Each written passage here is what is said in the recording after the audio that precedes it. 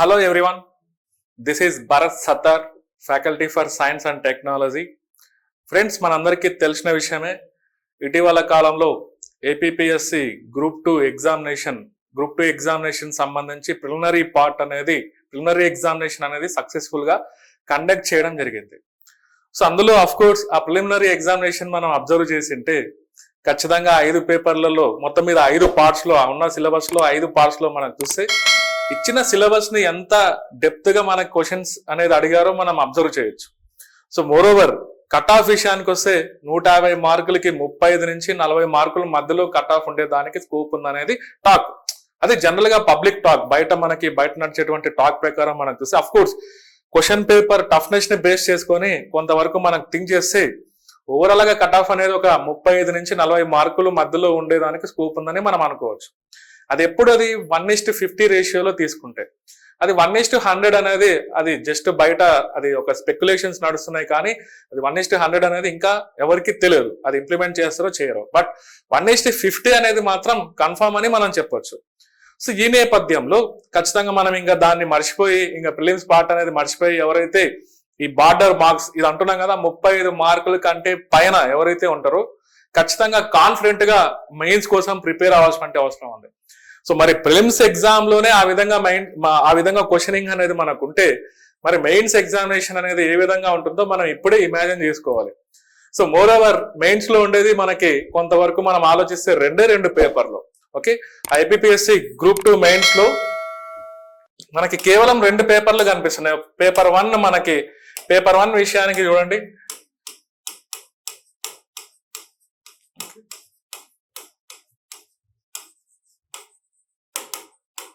ఇందులో మనకి paper 1 paper 2 అంటున్నాం. సో పేపర్ 1 అనేది ప్యూర్లీ ఇదంతా స్టాటిక్ పార్ట్ కిందకి మనం చెప్పచ్చు. అంటే ఇందులో మనకు మహా అంటే చూడండి అక్కడ ఏపీ హిస్టరీ గురించి ఉంది, అదే విధంగా సంవాట్ కొంత మనకి ఒక 75 మార్కులు ఇండియన్ పాలిటీ గురించి, ఇండియన్ కాన్స్టిట్యూషన్ గురించి ఉంది ఇండైరెక్ట్ గా మనకు వస్తాయి. So AP history polity, so దాదాపుగా ఇదొక 75 మార్కులకి ఇదొక 75 మార్కులకి మనం అనుకోవచ్చు.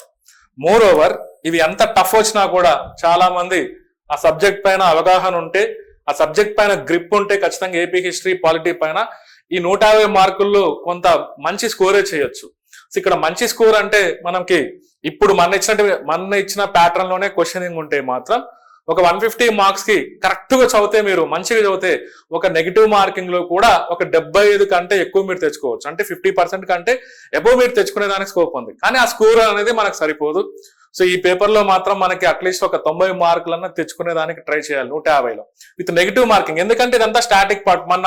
చాలా మంది హిస్టరీ పార్ట్, జాగ్రఫీ పార్ట్ చాలా మంది బాగానే రాశారు, కానీ ఎక్కడ మిస్ అయిందంటే మన ఎగ్జామినేషన్ లో ఈ సొసైటీ దగ్గర రీజనింగ్, అది అర్థమెటిక్ రీజనింగ్ దగ్గర అఫ్ కోర్స్ ఆ 2 ఏరియాస్ చాలా ఉన్న 60 మార్కుల్లో కనీసం ఒక 10 మార్కులు కూడా తెచ్చుకోలేని స్కోప్ మనకు చూడొచ్చు. సో ఎగ్జామినేషన్ అది ఏమన్నా కేవలం ఒక 100 మార్కులకి జరిగిందా అనేటువంటి ఆలోచన మనం చూడొచ్చు. అది ఎగ్జామినేషన్ ఎందుకంటే అక్కడ ఇటువంటి రీజనింగ్ క్వశ్చన్స్ కానీ, అర్థమెటిక్ క్వశ్చన్స్ కానీ, ఆల్మోస్ట్ ఈవెన్ మ్యాథ్స్ బ్యాక్గ్రౌండ్ ఉన్న వాళ్ళు కూడా అవి సాల్వ్ చేయాలంటే కొంత టైం అనేది పడుతుంది క్లియర్ గా. సో అందులో ఆ పేపర్, సొసైటీ పేపర్ క్లియర్ గా మనకు చూస్తే మొత్తానికి స్కోర్ అనేది చాలా మందికి అక్కడే లాస్ అయింది. కానీ మెయిన్ బతికించింది ఏంటంటే ప్రిలిమినరీ ఎగ్జామినేషన్ లో ఎవరికి కాపాడి ఉంటుందంటే ఈ హిస్టరీ పార్ట్, జాగ్రఫీ పార్ట్ ఎవరైతే బాగా చేసింటారో వాళ్ళందరికీ ఒక 45 మార్క్స్ కంటే ప్లస్ వచ్చేదానికి స్కోప్ ఉంది. 40, 45, 50 మార్క్స్ వచ్చేదానికి స్కోప్ ఉంది.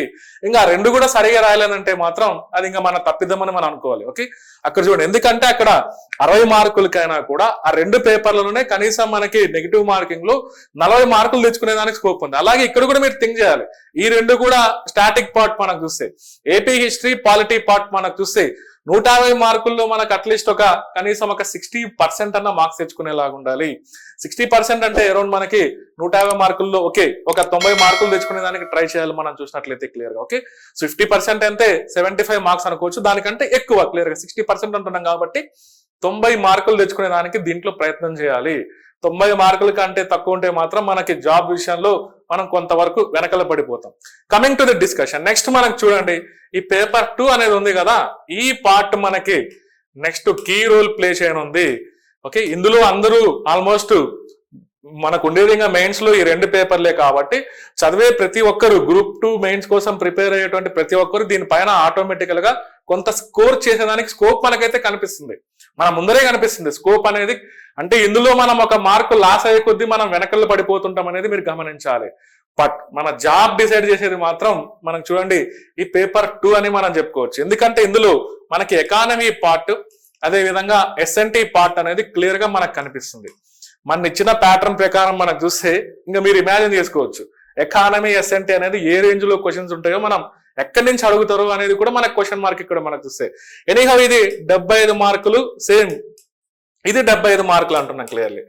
ఓకే, నేను ఎక్స్క్లూజివ్ గా నేను చాలా ఇన్స్టిట్యూషన్స్ లో రెప్యూటెడ్ ఇన్స్టిట్యూషన్స్ లో ఎస్ఎన్టీ నేను చెప్తూ ఉన్నా క్లియర్ గా మనకు చూస్తే. అఫ్ కోర్స్ ఇందులో నేను ఎస్ఎన్టీ ప్రత్యేకంగా గ్రూప్ 1 కి యూపీఎస్సీకి నేను క్లాసెస్ అనేది చెప్తూ ఉంటా.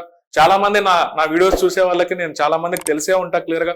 అఫ్ కోర్స్ ఇక్కడ చూడండి గ్రూప్ 2 విషయానికి వస్తే మాత్రం ఎస్ఎన్టీ ఓకే ఎకానమీ అనేది ఇంతకుముందు ఆల్రెడీ మనకు ఉండేది, ఓల్డ్ ప్యాటర్న్ లోనే ఉండేది. బట్ క్వశ్చనింగ్ అనేది చేంజ్ చేస్తారు. ఓకే, ప్యూర్లీ మన ఎలా వచ్చిందో అన్ని స్టేట్మెంట్ ఫార్మాట్ లో ఉంటాయి. Identify the correct one. So which are the following is the correct one. Okay, ఇలా which are the identify the true statements from the following things, ఇలాంటి క్వశ్చన్లే ఉంటాయి. Identify the correct match from the following things. Okay, correct ఏది, not correct ఏది, correct ఏది, not correct ఏది, ఇలానే మిమ్మల్ని మొత్తం ఆ స్టేట్మెంట్స్ ఫార్మాట్ లోనే క్వశ్చన్స్ అనేది మనకు కనిపిస్తుంటది. ప్యూర్లీ వాటికి మనకి ఆన్సర్ చేయాలంటే ఒకటే ఆప్షన్, ఒకటి మన దగ్గర ఎలిమినేషన్ టెక్నిక్ అనేది మనం బలంగా ఉండాలి. ఎలిమినేషన్ టెక్నిక్ అంటే ఇచ్చిన 4 ఆప్షన్స్ లో మనం ఏదో ఒక్కటన్నా కరెక్ట్ గా మనం ఐడెంటిఫై చేయగలగాలి. 4 ఆప్షన్స్ లో అందరికీ 4 తెలిసి ఉండకపోవచ్చు. సో 4 తప్పేది అదే విధంగా రాంగ్ ఏది అనేది అందరూ ఐడెంటిఫై చేయకపోవచ్చు. బట్ ఏదో ఒకటి ఆ 4 ఆప్షన్స్ లో ఒకటన్నా మనకు తెలిసి ఉంటుంది. ఆ ఒక్కదాన్ని పట్టుకొని కిందికి వెళ్ళి ఆప్షన్స్ ని మనం ఎలిమినేషన్ చేయాలి. మనకు ఎగ్జాక్ట్ గా కరెక్ట్ అని ఏదైనా ఒక సెంటెన్స్ అనిపిస్తే, మన మనసుకి అనిపిస్తే, మన మైండ్ కి అనిపిస్తే ఇండైరెక్ట్ గా ఆ సెంటెన్స్ ని బేస్ చేసుకుని కింద ఆప్షన్స్ ని పరిశీలించండి. మీరు ఎక్కడైతే కరెక్ట్ అనుకున్నారో ఆప్షన్స్ ని ఎతకండి. ఆప్షన్స్ ఉండేటన్ని ఒకసారి ఓకే 4 ఆప్షన్స్ లో మీరు అనుకున్న ఆప్షన్స్ 2 దానిలో కనిపించింది అనుకోండి, ఆ రెండింటి నుంచి అంటే 50% మీకు ఆల్రెడీ క్వశ్చన్ అనేది సాల్వ్ అయిపోయినట్టు. మళ్ళీ ఆ 50% లో మళ్ళీ ఉన్న 3 ఆప్షన్స్ లో కొంతవరకు మీకున్న నాలెడ్జ్ తో మళ్ళీ ఎలిమినేట్ చేయడానికి ట్రై చేయండి. ఈ విధంగా ఓవరాల్ గా మనం కొంతవరకు ఆప్షన్స్ అనేది కరెక్ట్ గా పెట్టేదానికి స్కోప్ ఉంది. ఎలిమినేషన్ టెక్నిక్ అనేది ఇక్కడ అప్లై చేయండి. ఏది తప్పో అది ఫస్ట్ ఎలిమినేట్ చేయడానికి ట్రై చేయండి. ఏది కరెక్ట్ అని అనిపిస్తుందో వాటిని పట్టుకునేదానికి ట్రై చేయండి క్లియర్ గా మనకు చూస్తే. ఎనీహౌ మనకి ఇక్కడ చూస్తే అది ఎస్ఎన్టీ అయినా, ఎకానమీ అయినా, అఫ్ కోర్స్ పాలిటీ అయినా, ఏపీ హిస్టరీ అయినా, ఫ్యూచర్ లో మనకు అన్ని క్వశ్చన్స్ అలాగే ఉండబోతున్నాయి క్లియర్ గా మనకు చూస్తే. మ్యాథ్ ద ఫాలోయింగ్ కూడా ఉంటుంది. మ్యాథ్ ద ఫాలోయింగ్ క్వశ్చన్స్ కూడా మనం చూస్తాం. ఐడెంటిఫై ద ఈ స్టేట్మెంట్స్ లోనే మళ్ళీ assertion and reason type of questions మనం చూస్తున్నాం ఈ మధ్య కాలంలో. అదే విధంగా ఐడెంటిఫై ద కరెక్ట్ మ్యాచ్ అంటున్నాం, అలాంటి క్వశ్చన్స్ మనం చూస్తున్నాం. ఏది ఇచ్చినా కూడా మనకి ఫైనల్ గా మనకు కావాల్సింది ఏంటంటే ఓకే సబ్జెక్ట్ పైన కమాండ్. ఓకే, ఇంకా మనకి వేరే ఆప్షన్ లేదు. మనకి ఇచ్చిన సబ్జెక్ట్స్ పైన ఎంత వరకు మనకు కమాండ్ ఉంది, ఎంత ఎక్స్ట్రీమ్ వరకు మనం వెళ్ళగలుగుతాం, ఎంత ఎక్స్ట్రీమ్ వరకు మన మైండ్ థింక్ చేస్తుంది, అది తప్పక మనకు వేరే ఆప్షన్ లేదు. ఇప్పుడు ఉన్నటువంటి ప్యాటర్న్లు సబ్జెక్ట్ కనుక సరిగ్గా మనం అర్థం చేసుకోకుండా గుడ్డిగా మూస పద్ధతిలో అలాగే బట్టి కొడుతూ ఉన్నాం అనుకోండి, అప్పుడెప్పుడు 10 సంవత్సరాల కిందట 2012, 2011 ఆ టైంలో ఉన్న గ్రూప్ 2 ప్యాటర్న్ వేరే, ఇప్పుడున్నటువంటి గ్రూప్ 2 ప్యాటర్న్ వేరే. అప్పుడు గనక మీరు ఒకసారి ఓపెన్ చేసి 2011, 12 even group 1 films question paper చూడండి, డైరెక్ట్ క్వశ్చన్లు ఉంటాయి. మన 2023లో జరిగినటువంటి గ్రూప్ 1 ఫిలిమ్స్ క్వశ్చన్ పేపర్ చూడండి, అస్సలు సంబంధం ఉండదు. ట్రెండ్ అనేది ఇక్కడ మారింది. మనం ఇంకా ఓల్డ్ మెథడ్ లోనే అలా ఫాలో అవ్వకూడదు. సో చాలా మంది అదే ఓల్డ్ వీడియోస్ వినుకుంటూ ఆన్లైన్ లో సో అదే బిట్లు ప్రాక్టీస్ చేసుకుంటూ ఆ మెంటార్షిప్ ఈ మెంటార్షిప్ అని టైం వేస్ట్ చేసుకుంటూ ఉంటారు. సో బిట్స్ అనేది మీరు ఇనిషియల్ గా ప్రాక్టీస్ చేయకూడదు. స్టార్టింగ్ మీరు బిట్స్ దోలికి వెళ్ళొద్దు. సో ఫస్ట్ మీరు సబ్జెక్ట్ పైన వాళ్ళు ఇచ్చిన సిలబస్ పైన అవగాహన ఏర్పరచుకునేదానికి ట్రై చేయండి. వాళ్ళు ఏం వర్డ్స్ ఇచ్చారు, ఆ వర్డ్ మీనింగ్ ఏంటి, ఆ వర్డ్ ని బేస్ చేసుకొని మనం ఎలా సబ్జెక్ట్ ని మనం ఇంటర్ప్రిటేషన్ చేయాలి, ఈ పాయింట్ ఆఫ్ వ్యూలో మీరు వెళ్ళాలి. స్టార్టింగే ఆ టాపిక్ ని బేస్ చేసుకొని బయట మార్కెట్ లో దొరికేటువంటి బిడ్ బ్యాంక్స్, ఇంకొక మెంటార్షిప్ ప్రోగ్రామ్స్, చాలా మంది మెంటార్షిప్ ప్రోగ్రామ్స్ ట్రాప్ లో పడుతూ ఉన్నారు.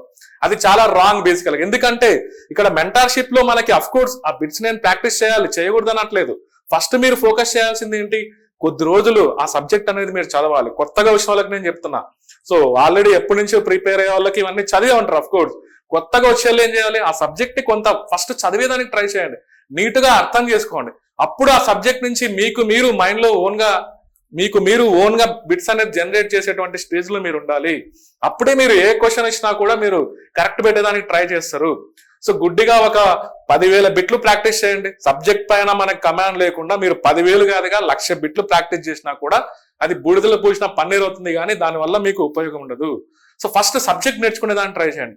మీ దగ్గర ఏదన్నా సోర్సెస్ ఉండండి, వీటికి సంబంధించి ఏదన్నా ఒకే సోర్స్ ఫాలో అవ్వండి, ఒకే బుక్ ఫాలో అవ్వండి. ఏదన్నా మీకు నమ్మకం ఉంటే ఆ బుక్ పైన మీకు కాన్ఫిడెన్స్ ఉంటే, లేదా మీ ఫ్యాకల్టీ చెప్పిండొచ్చు, మీరు ఏదైనా కోచింగ్ సెంటర్ లో జాయిన్ అయినట్లయితే మీ ఫ్యాకల్టీ పలాని బుక్ ఫాలో అవ్వమని చెప్పిండొచ్చు. సో అఫ్ కోర్స్ మన బ్యాడ్ లక్ ఏంటంటే కొన్ని బుక్స్ మన ప్రిలిమ్స్ లో కొన్ని బుక్స్ ని ఫాలో అయిన వాళ్ళకి అసలు ఆ బుక్స్ లో నుంచి క్వశ్చన్లే రాలేదు. సో అది మన బ్యాడ్ లక్, మనం ఏం చేయలేము దానికి. కానీ కొన్ని స్టాండర్డ్ బుక్స్ ఉంటాయి. ఫర్ ఎగ్జాంపుల్ పాలిటీ విషయానికి వస్తే మనకి కొంతవరకు లక్ష్మీకాంత్ బుక్ ఉంది. సో ఇంగ్లీష్ మీడియంలో అయితే కొంతవరకు లక్ష్మీకాంత్ బుక్ అనేది ఖచ్చితంగా హెల్ప్ అవుతుంది. ఇంకా ఏపీ హిస్టరీ విషయానికి వస్తే తెలుగు అకాడమీలోనే ఏపీ హిస్టరీ బుక్స్ అనేది ఉన్నాయి. అదేవిధంగా బిఎస్ఎల్ హనుమంతరావు బుక్ అనేది ఒకటి, మీరు ఈవెన్ ఇంగ్లీష్ మీడియంలో అయితే పిఆర్ రావు బుక్ మీరు ఫాలో అవ్వచ్చు క్లియర్ గా. అందులో నుంచి మొత్తం ఇన్ఫర్మేషన్ ఒకసారి సిలబస్ ని బేస్ చేసుకొని మొత్తం చదివేదానికి ట్రై చేయండి.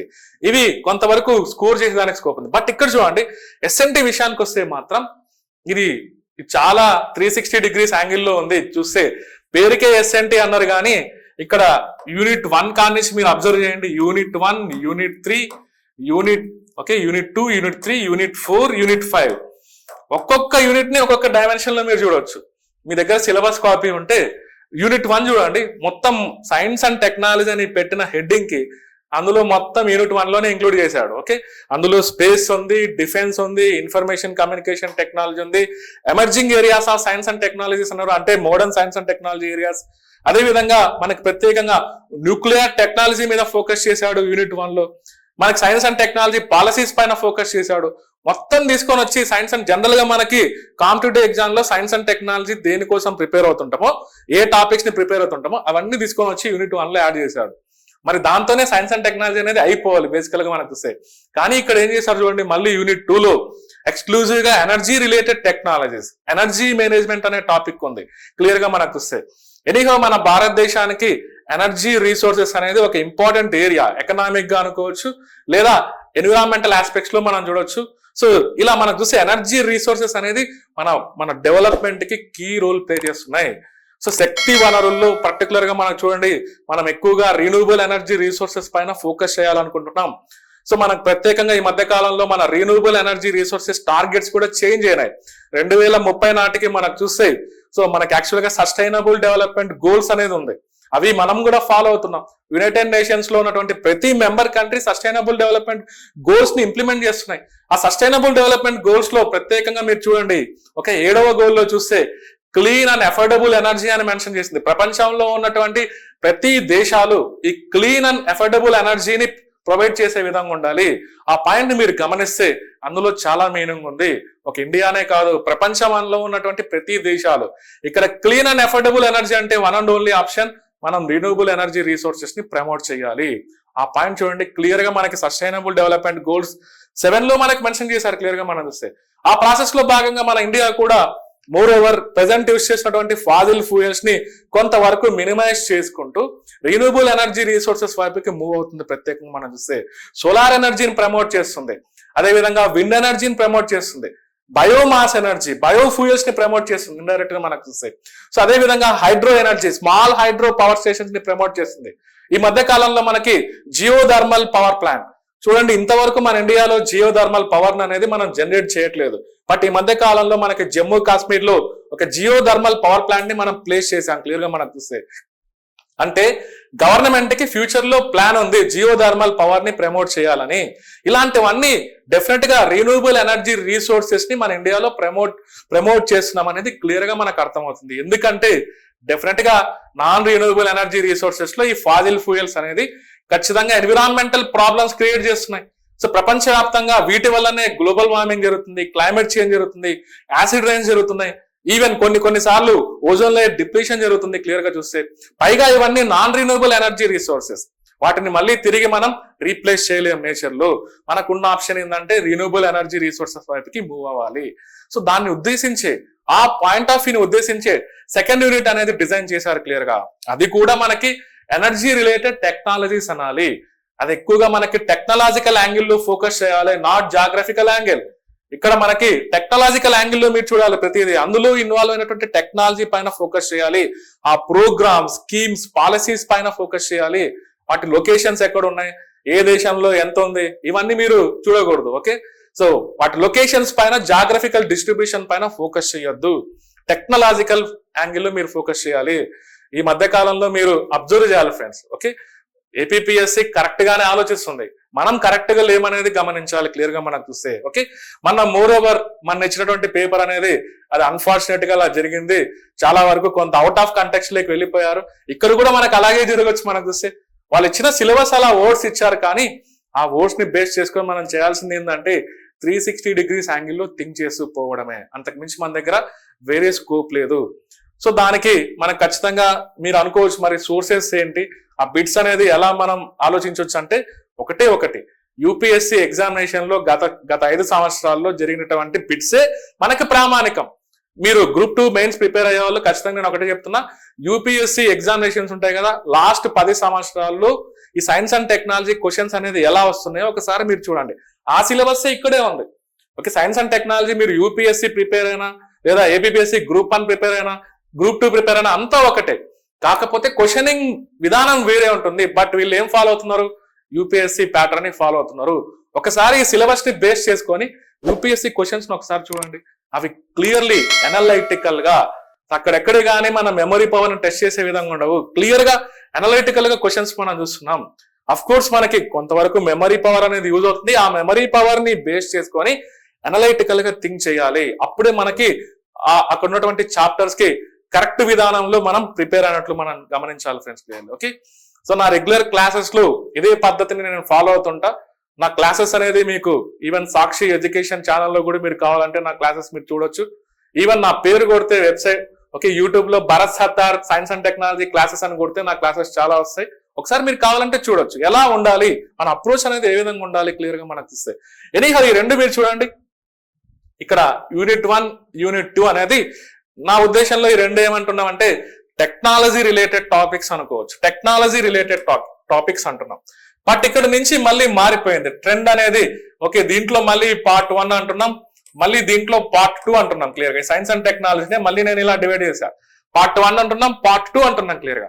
ఇది అంతా మొత్తం వాళ్ళు ఎందుకు ఎన్విరాన్మెంట్ పైన ఫోకస్ చేశారు, ఎన్విరాన్మెంటల్ డైమెన్షన్ మనం చూడొచ్చు. ఇక్కడ చూడండి, ఇక్కడ ఈకో సిస్టమ్, బయోడైవర్సిటీ పైన ఫోకస్ చేశారు. 4వ చాప్టర్ వచ్చేటప్పటికి ఎన్విరాన్మెంటల్ పొల్యూషన్ పైన ఫోకస్ చేశారు, సాలిడ్ వేస్ట్ మేనేజ్మెంట్ పైన ఫోకస్ చేశారు. 5వ టాపిక్ వచ్చేటప్పటికి, 5వ యూనిట్ వచ్చేటప్పటికి గ్లోబల్ ఎన్విరాన్మెంటల్ ఇష్యూస్ పైన ఫోకస్ చేశారు, sustainable development goals. So environment కి సంబంధం ఉన్న సస్టైనబుల్ డెవలప్మెంట్ గోల్స్ కొన్ని ఉన్నాయి. అందులో మనం చూస్తే ఓకే 6వ గోల్ కానీ 7వ గోల్ కానీ, ఈవెన్ మనకి ప్రత్యేకంగా కింద ఉన్నటువంటి 13th, okay 14th, 11th goal, ఇవన్నీ మనకి సంవాట్ ఎన్విరాన్మెంట్ తో లింక్ అయినటువంటి గోల్స్ అని మనం చెప్పుకోవచ్చు. సస్టైనబుల్ డెవలప్మెంట్ గోల్స్ అనేది ఎకనామిక్ గా ఉన్నాయి, సోషల్ యాంగిల్లో ఉన్నాయి, ఎన్విరాన్మెంటల్ పర్స్పెక్టివ్ లో ఉన్నాయి. సస్టైనబుల్ డెవలప్మెంట్ అంటే ఏం లేదు, ఫ్యూచర్ జనరేషన్స్ ని దృష్టిలో పెట్టుకొని ప్రజెంట్ మనం డెవలప్మెంటల్ యాక్టివిటీస్ అనేది ఉండాలి. సో మనం చేసేటువంటి యాక్టివిటీస్ వల్ల ఫ్యూచర్ జనరేషన్స్ ఎఫెక్ట్ అవ్వకూడదు. ఓకే, అప్పుడే అలాంటి డెవలప్మెంటే మనం సస్టైనబుల్ డెవలప్మెంట్ అని మనం చెప్పాలి. సస్టైనబుల్ 10 కాలాల పాటు అది కొనసాగుతూ ఉండాలి, ఆ రిసోర్సెస్ అనేది ఎక్స్ప్లాయిట్ చేయకూడదు. మనం చూస్తే ఈ ఉద్దేశంలో మనం థింక్ చేసిందే సస్టైనబుల్ డెవలప్మెంట్ అని మనం చెప్పుకోవచ్చు. దాని మీనింగ్ ఇప్పుడు నేను చెప్పినటువంటి మీనింగ్ అనేది బ్రంట్లాండ్ నివేదికలో క్లియర్ గా ఉంటుంది. బ్రంట్లాండ్ రిపోర్ట్ లో ఫస్ట్ ఎప్పుడో వాళ్ళు 1987 లో అది బ్రంట్లాండ్ నివేదిక పబ్లిష్ అవుతే అందులో క్లియర్ గా ఈ సస్టైనబుల్ డెవలప్మెంట్ అనే దానికి మీనింగ్ వాళ్ళు రాశారు క్లియర్ గా మనం చూస్తే. ఆ బ్రంట్లాండ్ నివేదిక రిలీజ్ అయిన తర్వాత, బ్రంట్లాండ్ రిపోర్ట్ రిలీజ్ అయిన తర్వాత మనకి దాదాపుగా 2012లో యాక్చువల్ గా United nations sustainable development conference అనేది ఒకటి జరిగింది క్లియర్ గా మనకు చూస్తే. సస్టైనబుల్ డెవలప్మెంట్ కి సంబంధించి ఒక కాన్ఫరెన్స్ అనేది జరిగింది. దాని తర్వాత మళ్ళీ 2015 నుంచి మనకి ఈ సస్టైనబుల్ డెవలప్మెంట్ గోల్స్ అనేది 17 సస్టైనబుల్ డెవలప్మెంట్ గోల్స్ అనేది ఇంప్లిమెంటేషన్ లేక వచ్చినాయి విత్ 169 టార్గెట్స్ మనం చూస్తే. సో అది చాలా బ్యూటిఫుల్ టాపిక్ క్లియర్ గా మనం చూస్తే. మనం ఆలోచించే దాన్ని బట్టి, మనం అర్థం చేసుకునే దాన్ని బట్టి దాంట్లో క్వశ్చన్స్ అనేది మనం ఎక్స్పెక్ట్ చేయాలి క్లియర్ గా మనం చూస్తే. దాన్ని ఎలా అంటే అలా మనం చూడకూడదు. మనం చదివేది సైన్స్ అండ్ టెక్నాలజీలో, మనం ఏమి సొసైటీలో చదవట్లేదు, సోషల్ యాంగిల్లో థింక్ చేయడానికి ఎకానమీలో చదవట్లేదు మనం, ఎకనామిక్ డైమెన్షన్ లో మనం చూడడానికి ప్యూర్లీ ఇలా ఎన్విరాన్మెంటల్ పర్స్పెక్టివ్ లో ఆలోచించి వాటిపైన ఫోకస్ చేయండి సస్టైనబుల్ డెవలప్మెంట్ గోల్స్ సంబంధించి. ఓకే, ఇలాంటి వాటిని రీచ్ అవ్వడానికి, ఇలాంటి వాటిని ఇంప్లిమెంట్ చేయడానికి గవర్నమెంట్ ఆఫ్ ఇండియా ఏం ప్లాన్ చేస్తుంది, ఏదన్నా ప్రోగ్రామ్స్, పాలసీస్, స్కీమ్స్ ఏదన్నా ఇంప్లిమెంటేషన్ చేస్తుందా, వాటిని ఫోకస్ చేయండి. రీసెంట్ గా ఇటీవల కాలంలో అదే మనకు చూడండి సిలబస్ మొత్తం వాళ్ళు ఇలా అంటున్నారు, రీసెంట్ ప్రోగ్రామ్స్, పాలసీస్, స్కీమ్స్ అంటున్నారు. అదేవిధంగా ఇంటర్నేషనల్ వైజ్ కి వచ్చేటప్పటికి స్పెషల్ పార్టిసిపేషన్ అంటున్నాం. ఓకే, పార్టిసిపేషన్ అంటున్నాం ఇండైరెక్ట్ గా. ఇక్కడ చూడండి ఇండియా యొక్క పార్టిసిపేషన్ ఏ విధంగా ఉంది, with special reference to the India అంటున్నారు. ప్రతి ఏరియాలో ఇంటర్నేషనల్ డైమెన్షన్ మనం చూసేటప్పటికి with special reference to the India అంటున్నాం. మన భారతదేశం రోల్ ఏంటి, కొన్ని ప్రోటోకాల్స్ పనిచేస్తున్నాయి, కొన్ని కన్వెన్షన్స్ పనిచేస్తున్నాయి, కొన్ని అగ్రిమెంట్స్ పనిచేస్తున్నాయి. సో వాటిలో మన ఇన్వాల్వ్మెంట్ ఏమైనా ఉందా, ఆ డైమెన్షన్ లో మీరు ఫాలో అవ్వాలి క్లియర్ గా. ఇది చూడండి యూనిట్ 3, యూనిట్ 4, యూనిట్ 5 లాస్ట్ లో ప్రత్యేకంగా మీరు చూస్తే ఓకే హెల్త్ ఇష్యూస్ అనేది ఫోకస్ చేశారు, ఆరోగ్య సమస్యలు. ఓకే, చాలా మంది ఈ టాపిక్ ఎలా చదవాలనేది చాలా మంది కన్ఫ్యూజ్ అవుతున్నారు. కొంతమంది ఎస్పెషల్లీ యూట్యూబ్ వీడియోస్ లో మిమ్మల్ని మిస్లీడ్ చేస్తున్నారు. కొంతమంది ఫ్యాకల్టీస్ అసలు అందులో ఏం లేదని చెప్తున్నారు. బేసికల్ గా ఆ హెల్త్ ఇష్యూస్ మీరు గమనిస్తే అది కూడా సస్టైనబుల్ డెవలప్మెంట్ గోల్స్ కిందకి మీరు చూడొచ్చు క్లియర్ గా. గోల్ 3 లో మీరు క్లియర్ గా మీరు చూడొచ్చు. ఓకే, 3వ గోల్ లో మీరు చూస్తే good health and well being అని క్లియర్ గా ఇచ్చారు. దాన్ని ఉద్దేశించి కింద హెల్త్ ఇష్యూస్ గురించి మెన్షన్ చేశారు. Okay, recent disease burdens in India కిందనే మీరు చూడొచ్చు, recent disease burdens in India. At the same time epidemic, pandemic challenges అనేది ఎలా ఫేస్ చేస్తున్నాం అని ఉంది. ఓకే, అదే విధంగా మన ఇండియాలో హెల్త్ కేర్ డెలివరీ సిస్టమ్ అనేది ఎలా పనిచేస్తుంది, ఇలాంటి సిచ్యువేషన్స్ ని మనం ఫేస్ చేయడానికి ఎలాంటి ప్రోగ్రామ్స్ ని, స్కీమ్స్ ని, పాలసీస్ ని మనం డిజైన్ చేసాం. సో ఈ విధంగా మనకి హెల్త్ ఇష్యూస్ ని మనల్ని టార్గెట్ చేశారు. మీరు గమనిస్తే ఫ్రెండ్స్ అదే సస్టైనబుల్ డెవలప్మెంట్ గోల్స్ లో 3.3 అనేది ఒకటి ఉంటుంది. మీరు అందులో మీరు కొన్ని గోల్స్ మీరు మెమరైజ్ చేసుకోవాలి, గ్యారంటీగా టార్గెట్ చేస్తారు. ఆ సస్టైనబుల్ డెవలప్మెంట్ గోల్ 3.3 లో మనం చూస్తే 2030 వచ్చేటప్పటికి కొన్ని అంటువ్యాధులు కంప్లీట్ గా మనకి ప్రపంచం నుంచి ఎలిమినేట్ చేయాలనేది వాళ్ళు మెన్షన్ చేశారు. మీరు గమనిస్తే ఇప్పటికే కొంతమంది మీలో మెయిన్స్ చదివి ఉండొచ్చు. అందులో మీరు చూడండి సస్టైనబుల్ డెవలప్మెంట్ గోల్ 3.3 లో టీబీ గురించి మెన్షన్ చేశారు, క్షయ గురించి, మలేరియా గురించి మెన్షన్ చేశారు, హెచ్ఐవి గురించి మెన్షన్ చేశారు, హెపటైటిస్ బి గురించి, వాటర్ బోన్ డిసీజెస్ కొన్ని నీటి ద్వారా సంక్రమించేటువంటి వ్యాధులు ఉన్నాయి, నెగ్లెక్టెడ్ ట్రోపికల్ డిసీజెస్ కొన్ని ఉన్నాయి.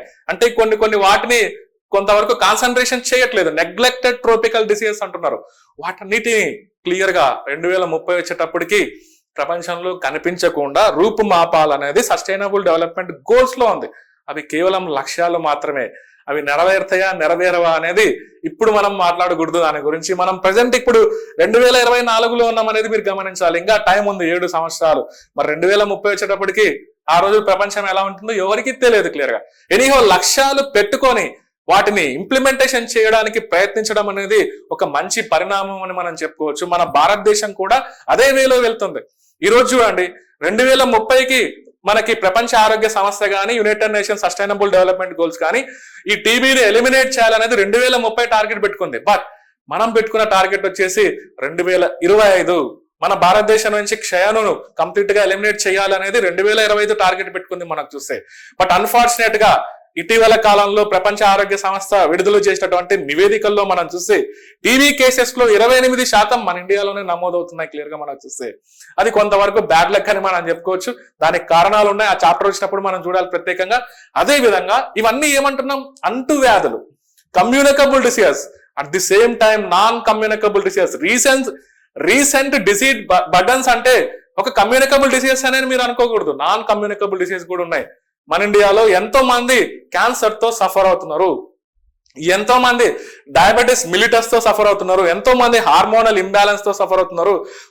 మనల్ని ఎలా అడగొచ్చు అంటే క్వశ్చన్, ఒక క్యాన్సర్ విషయానికి మనం చూస్తే క్యాన్సర్ అనేది నాన్ కమ్యూనికబుల్ డిసీజ్. ఈ మధ్య కాలంలో ఒక నివేదిక వచ్చింది. ఓకే, మీరు కరెంట్ అఫైర్స్ లో మీరు చూసింటారు. సో 2050 వచ్చేటప్పటికి ప్రస్తుతం ఉన్నటువంటి కేసెస్ తో కంపేర్ చేస్తే మన భారతదేశంలో 77% క్యాన్సర్ కేసెస్ అనేది పెరగనున్నాయనేది క్లియర్ గా WHO నివేదిక ఇచ్చింది. అది కూడా మన భారతదేశానికి బర్డన్ గా తయారైంది. క్యాన్సర్ అనేది ఈ మధ్య కాలంలో కూడా దాని క్యాన్సర్ మూలంగా ఎంతో మంది చనిపోతున్నారు యాజ్ పర్ లేటెస్ట్ రిపోర్ట్స్ ప్రకారం మనకు చూస్తే. అసలు క్యాన్సర్ ఎందుకు వస్తుంది, సో క్యాన్సర్ లో ఎన్ని రకాలు ఉంటాయి ఈ మధ్య మనం చూసాం ప్రత్యేకంగా సర్వైకల్ క్యాన్సర్ అనేది న్యూస్ లో వచ్చింది. కొన్ని అన్ఫార్చునేట్ విషయాల వల్ల దాని గురించి సర్వైకల్ క్యాన్సర్ ఉమెన్ చాలా మంది 70% ఆఫ్ ది ఉమెన్ అనేది సర్వైకల్ క్యాన్సర్ వల్ల చనిపోతున్నారు. క్యాన్సర్ విషయంలోనే మనకు చూస్తే ఉమెన్ లో వచ్చేటువంటి క్యాన్సర్ విషయంలో సర్వైకల్ క్యాన్సర్ అనేది యుటరస్ పార్ట్ లో బేసికల్ గా ఆ ముందున్నటువంటి పార్ట్ ని ఫీమేల్ రిప్రొడక్టివ్ సిస్టమ్ లో యుటరస్ అనేది ఒకటి ఉంటుంది కదా, ఈ గర్భాశయంకి పైన ఉన్నటువంటి పార్ట్ ని సర్విక్స్ అని మనం చెప్పొచ్చు. అందులో క్యాన్సర్ అవడం వల్ల చాలా మంది మహిళలు చనిపోతున్నారు ఇండైరెక్ట్ గా చూస్తే. ఆ విషయంలో మన గవర్నమెంట్ ఆఫ్ ఇండియా ఒక వ్యాక్సిన్ ని కూడా డెవలప్ చేసింది, హ్యూమన్ ప్యాపిలోమా వ్యాక్సిన్. ఇండిజినస్ టెక్నాలజీతో మనం కంపేర్ చేసి ఇండిజినస్ టెక్నాలజీని ఉపయోగించి ఇలా చూడండి. డిసీజ్ బర్డన్స్ అంటే ఒక కమ్యూనికబుల్ యాంగిల్లోనే మీరు చూడకూడదు, నాన్ కమ్యూనికబుల్ డిసీజ్ కూడా ఒకసారి కొన్ని డిసీజ్ ని మీరు అట్లీస్ట్ వాటిపైన అవగాహన ఉండాలి. ఇలా ఆ యూనిట్ 5 లో లాస్ట్ చాప్టర్ అనేది చాలా ఇంపార్టెంట్ టాపిక్. వాళ్ళు ఎలాగైనా ఇంటర్ప్రిటేషన్ చేయొచ్చు, ఎలా ఇంటర్ప్రిటేషన్ చేసినా కూడా మనం సమాధానం పెట్టేలాగా ఉండాలంటే ఒకటే సొల్యూషన్. నేను మళ్ళీ అదే చెప్తున్నా, సబ్జెక్ట్ పైన కమాండ్. ఓకే, ఈ థింకింగ్ 360 degrees థింకింగ్. ఓకే, మనకి క్రికెట్ లో మనం చూస్తే ప్రత్యేకంగా సూర్యకుమార్ యాదవ్ మీకు తెలిసే ఉంటుంది, క్రికెట్ చూసే వాళ్ళైతే ఆయన పేరు మీకు తెలిసే ఉంటుంది. చూడండి ఎలా అన్నా బాలయ్యని ఓకే 360 degrees యాంగిల్ తిరిగి ఆ బంతిని కొడుతూ ఉంటారు. బేసికల్ గా మనం చూస్తే మన మైండ్ కూడా అలానే ఉండాలి, బ్రాడ్ గా ఉండాలి. ఏదో నేరోగా ఎవడో ఆ ఫ్యాకల్టీ వీడియోలు చూసి ఓకే ఆయన ఏదో చెప్పిండని ఇంకొక పలాని జాగ్రఫీ ఫ్యాకల్టీనో పలాని ఎస్ఎన్టీ ఫ్యాకల్టీలో ఆ బుక్ చదువుకోమన్నాడు ఆ వీడియోలు చూసేసి అదే వస్తుందని కొని పోతే మాత్రం మీరు గ్యారంటీగా నష్టపోతారు. మీరు ఈ ఆలోచన అనేది మీకు ఖచ్చితంగా డెవలప్ చేసుకోవాలి. అదే వాళ్ళు కోరుకుంటున్నారు. ఏపీఎస్సీ మీరు చూస్తే నెగిటివ్ మార్కింగ్ ఉంది, ఏదో మొత్తం 75 అటెంప్ట్ చేసి వస్తే మొత్తం అందులో 30 తప్పైనాయి అనుకోండి, మీ స్కోర్ ఎలా ఉంటుందో మీరు ఇమాజిన్ చేసుకోవచ్చు. 75లో 30 తప్పైనాయి అనుకోండి, ఆడొచ్చేది ఇంకా 40. 75 పెట్టారు, ఓకే 30 తప్పైనాయి అనుకోండి, ఇంకా మీకు ఆ స్కోర్ ఎలా ఉంటుందో మీరు అర్థం చేసుకోవచ్చు. అందుకోసమే అన్ని పెట్టకూడదు. ఓకే, మనకి ఎస్పెషల్లీ ఎస్ఎన్టీ విషయంలో ఆన్సర్ తెలిస్తేనే మనం దానికి ఆన్సర్ పెట్టేదానికి ట్రై చేయాలి. సో క్వశ్చన్ అర్థమయ్యి మనకు కరెక్ట్ గా మన మైండ్ కి ఓకే ఇది కరెక్ట్ అనిపిస్తేనే అప్పుడే ఆ క్వశ్చన్స్ ని అటెంప్ట్ చేయండి. అలా ఉండాలంటే కొంతవరకు సబ్జెక్ట్ పైన మనం అలా ఉండాలంటే సబ్జెక్ట్ ని బాగా కమాండ్ తెచ్చుకునేదానికి ట్రై చేయాలి. సాక్షి ఎడ్యుకేషన్ లో కూడా ఉంటాయి నాకు క్లియర్ గా. మెయిన్స్ కోసం ఎవరైతే ప్రిపేర్ అవుతున్నారో, గ్రూప్ 2 కోసం చాలా రోజుల నుంచి ఎవరైతే శ్రమిస్తున్నారో, సో ఎందుకంటే గత 5 సంవత్సరాల్లో ఏపీలో ఒక నోటిఫికేషన్ కూడా లేదు మనకు చూస్తే, క్లియర్ గా మనకు చూస్తే. ఖచ్చితంగా మీరు కొంతవరకు మీ మైండ్ అనేది రేషనల్ గా ఆలోచిస్తూ ఒక ప్రాపర్ వేలో గనక మీరు వెళ్ళినట్టయితే ఇది నా క్లాసెస్ ఒక మెంటార్షిప్ లాంటిది అనుకోండి, ఇండైరెక్ట్ గా మీకు మెంటార్షిప్ లాంటిది అనుకోండి. కాకపోతే నేను ఇచ్చే స్పెషాలిటీ ఏంటంటే నా క్లాసెస్ తో పాటు అట్ ది సేమ్ టైం మీకు ఆ క్వశ్చన్స్ అనేది ఎలా ఉంటాయో అవి కూడా నేను చెప్తా. సో క్లాసెస్ తో పాటు క్వశ్చన్స్ అనేది ఏ విధంగా వస్తాయి, ఏ విధంగా డిజైన్, కొన్ని శాంపుల్ క్వశ్చన్స్ కూడా మీకు ఇవ్వడం జరుగుతుంది. సో మీరు ఫ్యూచర్ లో నా క్లాసెస్ విన్న తర్వాత మీ ఇష్టం మార్కెట్ లో దొరికేటువంటి ఏ టెస్ట్ సిరీస్ నైనా మీరు ప్రాక్టీస్ చేయండి. కానీ నా సజెషన్ ఏంటంటే ఇప్పుడు టెస్ట్ సిరీస్ దొరికి వెళ్ళొద్దు. సో మళ్ళీ చెప్తున్నా, ఇప్పుడు సబ్జెక్ట్ పైన ఫోకస్ చేయండి.